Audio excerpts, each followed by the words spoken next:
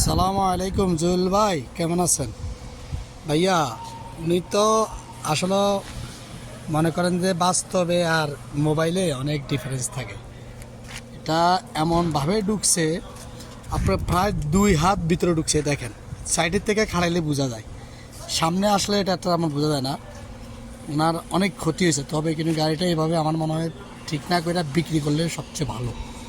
কেননা এটা যে মাইর খাইছে ভাইয়া, এটা প্রত্যেকটা মাল আর ড্যাশবোর্ড, ভিতরে ড্যাশবোর্ডও চুনচান হয়ে গেছে, বুঝছেন? এখন তো আমার রাতের বেলা আনছে, দিনের বেলা হইলে আমি আপনাদের দেখাতে পারতাম সব কিছু। এই যে ড্যাশবোর্ড সব ভাঙ্গা খুলে গেছে, বুঝছেন?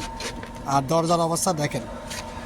এরপরে ওনার সামনের বনাটের অবস্থাও খারাপ হয়ে গেছে, গাড়ি ঘুরে গেছে পুরা। এই যে ভিতরের এই যে হাডি যেগুলো আগেরও ঢুকা, এটা সামনে কিছুই নাই, সব মাইর খাওয়া। বুঝছেন?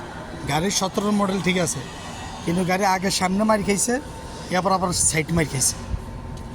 এরপরে এটা উপরের খুঁটি হয়ে গেছে, উপরের খুঁটি হয়ে গেছে এটা।